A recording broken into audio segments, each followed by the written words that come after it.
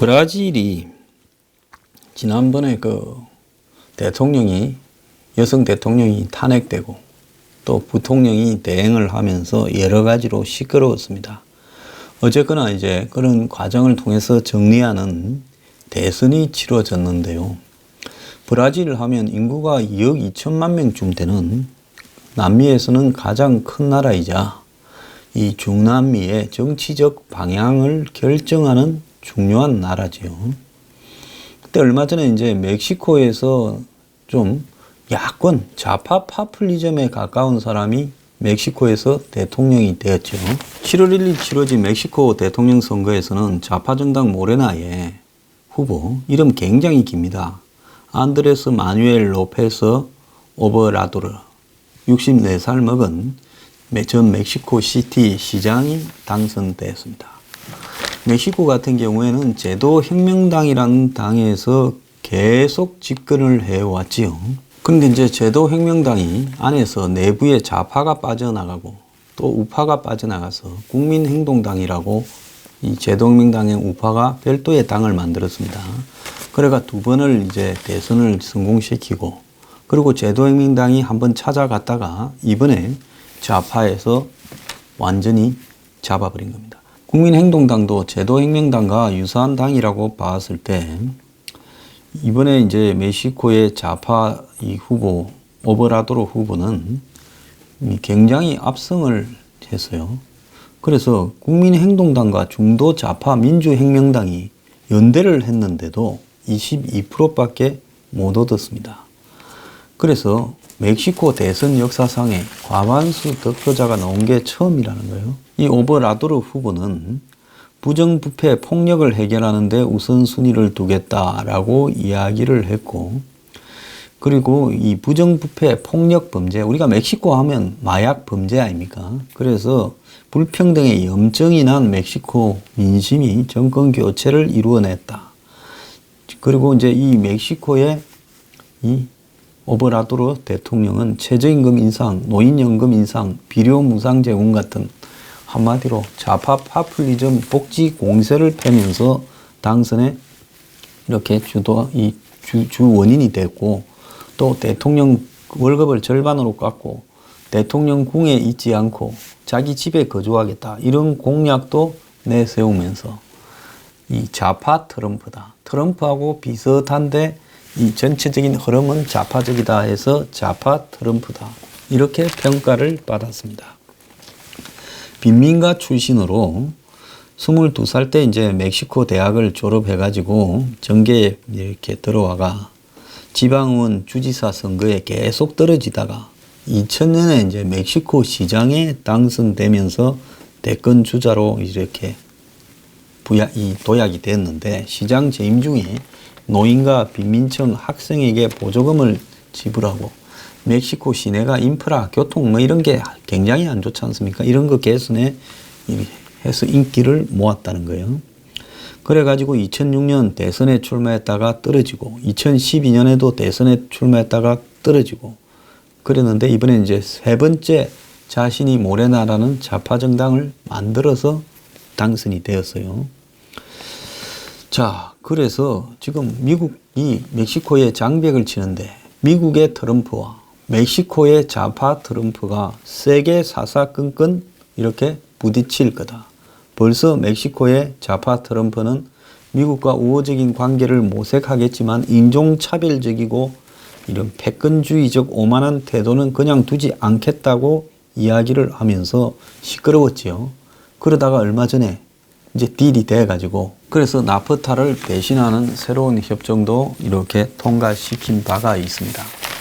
자, 그래서 멕시코에는 좌파가 이 파퓰리스트가 당선이 되었는데, 이 브라질에서는 보우소나루라고 부르는 한마디로 우파 극우주의자가 1차 투표에서 46%로 1등을 해가지고 2차 투표를 앞두고 있는데 거의 당선이 유력하다, 이런 이야기가 나오고 있습니다.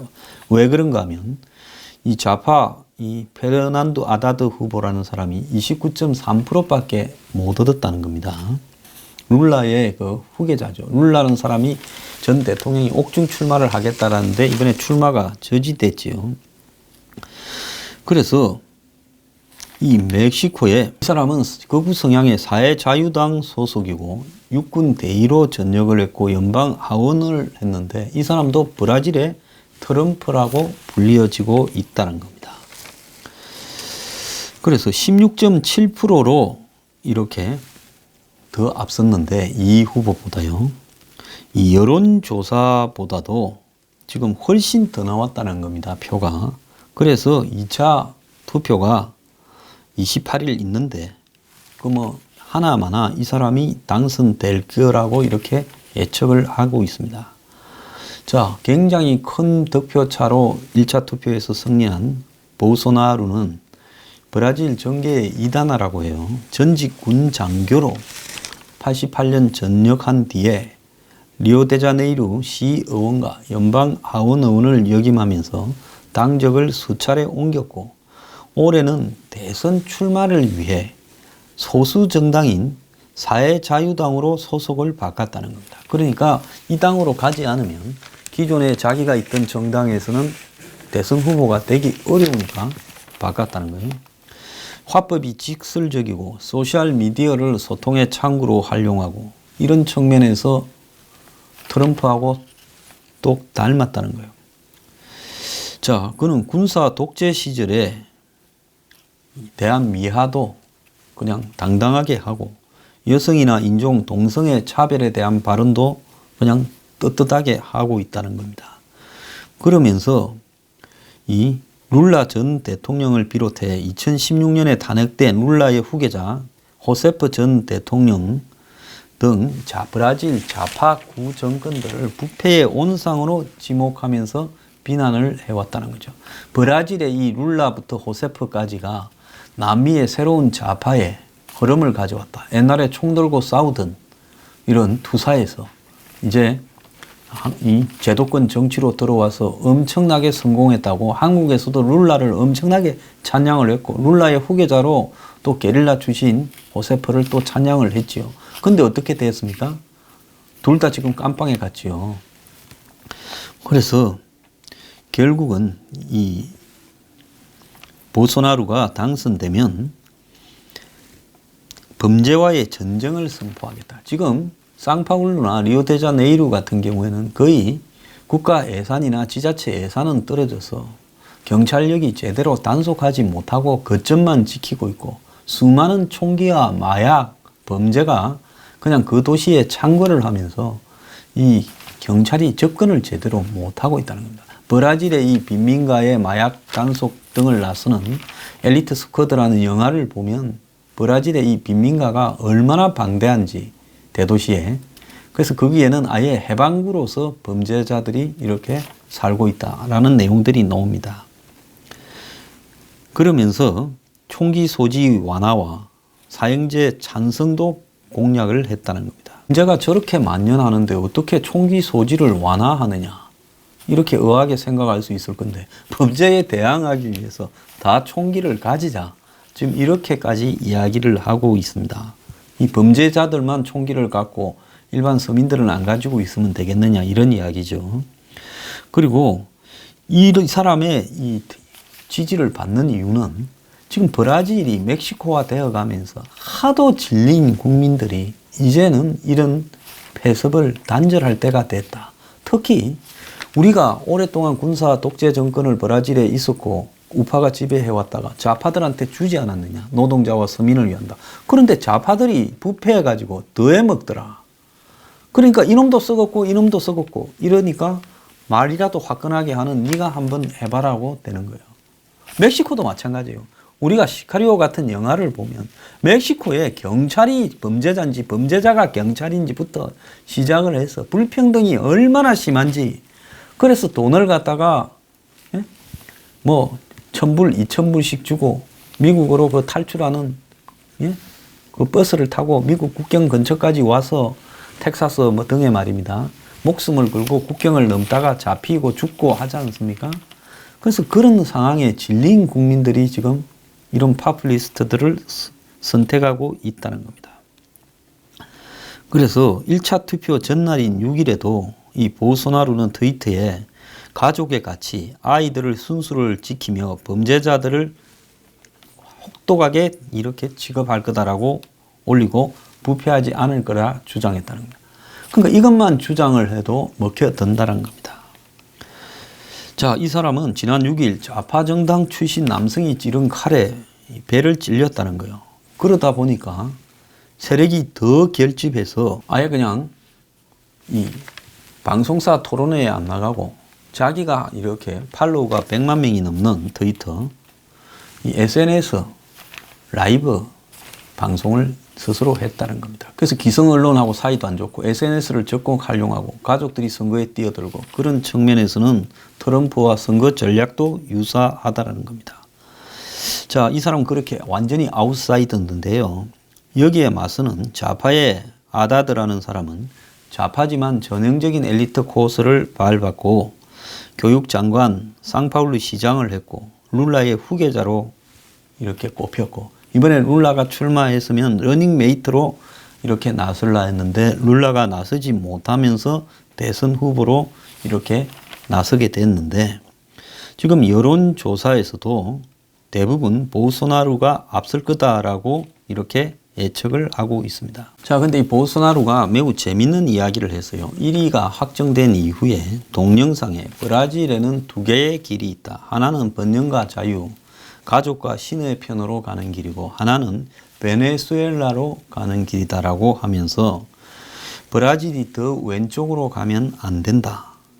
그러면서 국가 붕괴 수준의 경제 위기를 겪고 있는 베네수엘라의 좌파 정권과 그를 지지하는 지금 그 이한 좌파 후보를 비판했습니다. 지금 베네수엘라는요, 자국 국민들이 하도 해외로 탈출을 하니까 국경 통제를 하려고 이 베네수엘라 마두로 정권이 이민 경찰대를 만들어 가지고 국경과 공항, 항구 등을 72곳을 관할하는 경찰대를 출범시켰다고 합니다. 자, 그러면서 지금 베네수엘라를 탈출하는 국민을 외면을 하고 콜롬비아 사람이 내전이 벌어지면서 베네수엘라로 이렇게 왔다가 다시 콜롬비아로 돌아가는 거라고 거짓말을 하고 있습니다. 자, 그런데 콜롬비아는 베네수엘라로 거처를 옮긴 이주민이 90만 명에 불과하고 그리고 그들 다수는 돌아왔다. 800만 명이 갈 사람이 어디 있냐 이렇게 이야기를 하고 유엔은 2015년 이후에 한 200만 명이 지금 베네수엘라를 탈출했다라고 이야기를 하고 있고 실제로는 이것보다 더 많을 거라고 지금 이야기를 하고 있습니다. 그런데 베네수엘라가 지금 심각한 거는 9월 기준으로 물가 상승률이 49만 %에 지금 올랐다는 겁니다. 그러니까 베네수엘라가 한마디로 화폐 가치를 상실해 버린 거죠. 완전히요. 자, 이런 상황에서 지금 브라질의 대선은 베네수엘라로 갈 것이냐 말 것이냐가 되고 있습니다. 자, 그래서 이 브라질과 베네수엘라는 남미에서 목소리를 이 주변국에 강하게 내는 두 나라죠. 그리고 사람들은 잘 모르는데 브라질과 베네수엘라가 일부 국경을 붙어 있습니다. 이 북서쪽으로요. 그래서 이 베네수엘라의 국민들 중에 상당수가 브라질 쪽으로 국경 도시로 탈출을 한 사람들도 있어요. 이러다 보니까 지금 이 브라질과 베네수엘라는 그간의 좌파 정권들이 차베스부터 룰라까지 있을 때는 두 정권이 나란히 쿠바와 함께 중남미, 카리브 지역의 이 좌파 현상을 견인을 했는데 이제는 브라질에 이렇게 이제 거구 정권이 들어서게 되면 베네수엘라하고의 관계도 매우 이렇게 차단이 되겠죠. 그래서 이 베네수엘라 마두로 정권에 대해서 어떤 입장을 취하고 있는가가 지금 브라질 대선의 주요 이슈라는 겁니다. 자, 이 노동자당, 지금 좌파 정당은 마두로 정권에 대한 지지와 연대를 발표했고 유대 관계를 계속하겠다 했고 이 보소나루가 경쟁자인 좌파 후보 아다지를 비판할 때마다 베네수엘라를 그래서 언급을 하고 있습니다. 그런데 이 두 나라가 지금 비슷한 게 이 세계 10대 산유국 안에 두 나라가 들어가고 또 주요 수입이 원자재 수출이고 고유가 시절에 들인 돈을 가지고 나라의 인프라를 확충하기보다는 복지에 그냥 다 뿌려버렸고 지금 대외 변수에 취약한 두 나라 경제가 지금 끝없이 추락을 하고 있다는 겁니다.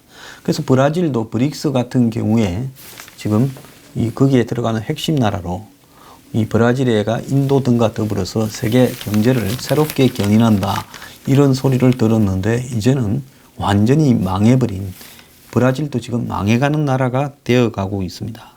그래서 보우소나루 후보에게 표를 던진 사람들은 그 사람도 문제가 있지만은 브라질 경제를 위해서는 어쩔 수 없는 선택이다.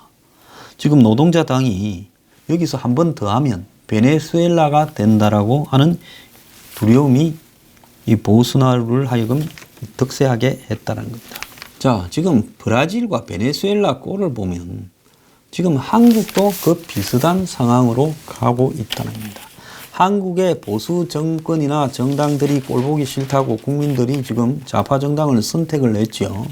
지금 좌파 정당이 끝없는 지금 한마디로 모습을 보여주고 있습니다. 자, 그러면서 지금 정권이 조금 위기에 놀리거나 비판을 당하게 되면 반대 진영을 거의 억압하고 깜빵에 보내겠다라는 식으로 지금 나오고 있는데요.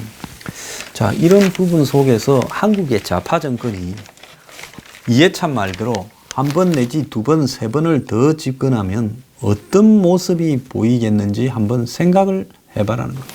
자, 국가보안법 그리고 무슨 죽을 때까지 정권 사수 등을 말했던 이해찬이 또 황당한 소리를 했습니다. 어제 청와대 당정청 회의에서 경제 문제는 어렵다. 경제가 잘 돌아간다는 이야기를 자기가 지금까지 공직 생활을 하면서 들어본 적이 없다. 그래서 원래 사람들은 경제는 항상 안 돌아간다, 불황이다 하는 거니까 별 문제 없다라는 식으로 말을 했습니다. 그러니까 이제 민주당에서 해명하기를 경제가 어려운 영역이니 잘 챙겨야 한다는 원론적인 발언이다 했지만은 야당에서는 실물 경제와 지표 모두가 최악으로 가고 있는 게 확인되는데 집권당 대표가 해야 될 말이냐 이렇게 이야기를 하고 있고 전 정권 탓으로 돌리다가 그것도 부족한 모양이다 이렇게 비판을 이렇게 했습니다. 자, 지금 한국이 좌파 정권, 문재인 정권 같은 이런 좌파도요, 건전한 좌파면 한 번쯤 집권을 해서 또 보수 우파 정권에 긴장을 줄 필요도 있지요. 그런데 문 정권 같은 이런 친북, 종북적 성향을 보이는 좌파 정권, 파퓰리즘으로 가는 정권이 한마디로 몇 번 더 가면 지금 브라질과 베네수엘라 사태가 벌어지지 말라는 법이 어디 있겠습니까? 지금 멕시코도 한번 보세요. 지금 여러분들 중남미 국가 중에서 정치가 얼마나 중남미의 후진성을 가져오는 주요 원인인가 하는 부분을 지금 목격하고 있습니다. 중남미에 있는 나라들 중에 멀쩡한 데가 어디가 있습니까? 칠레가 조금 나아요. 상대적으로요. 근데 그거 피노체트 독재 시대의 유산이 사실은 칠레가 좀 나은 원인 중에 하나입니다. 크게 좌파에 휘둘리지 않고 또 피노체트 독재가 없어진 뒤에도 아주 악독한 좌파가 들어서지 않아서 그래요. 자, 쿠바를 보시거나 베네수엘라를 보거나 지금 브라질을 보십시오. 멀쩡한 나라가 하나도 없어요. 그 외에 나머지 나라들도 다 50보 100보입니다. 자, 그런데 이제 한겨레 신문이 이 브라질의 거구 대통령 예고라고 해서 쓴 기사에 보면 이 사람이 독재 정권에 더 많은 반정부 인사를 죽였어야 했다. 여성은 임신하기 때문에 더 적은 월급을 줘도 된다. 범죄율을 낮추려면 빈곤층 출산율을 낮춰야 된다. 여성, 약자 등을 비판하고 독재를 옹호했다라고 이야기를 하고 있습니다. 그러면서 지금 의문을 가지는 게 군사 독재를 64년부터 85년까지 21년간 경험한 나라에서 어떻게 보우소나루 같은 거구 후보가 이렇게 급부상이 될 수 있냐. 한마디로 경제 위기가 주 원인이다라고 이야기를 하면서 호세프가 탄핵되고 국제 유가가 하락하고 원자재 가격이 하락을 해서 정치적 불안 등으로 인해 실업률과 물가가 상승을 해서 그래서 브라질 국민들이 좀 이 극우 후보를 잘못 선택한다라는 식으로 보도하고 있습니다. 그래서 지금 한국의 좌우파의 문제도 보통 심각한 게 아닌 게 차베스나 아직도 차베스를 찬양하는 사람은 대부분이 이 한국의 좌파라는 사람들이에요. 문정권 지지하는 사람 중에 상당수가 차베스를 아직도 추종할 겁니다. 책들도 몇 권 냈어요. 한국에서. 베네수엘라에 그만큼 책이 나왔는지도 의문이에요. 그뿐만 아니라 룰라를 갖다가 그렇게 자신들이 추종을 했습니다. 이제 와가지고 이 룰라나 차베스를 갖다가 추종하지 않는다고 번복도 못해요. 그러니까 지금 브라질에서 벌어지는 이 거구 대통령 부분을 얼마나 혼란스럽게 생각하겠습니까? 국민들이 나라가 혼란하다 보니 정신을 못 차려서 그렇다고 국민 탓으로 돌리고 있어요. 자, 그 남의 나라 이야기 아니에요. 한국에도 이 문베서가 나왔습니다. 아니면 문룰라가 나왔거나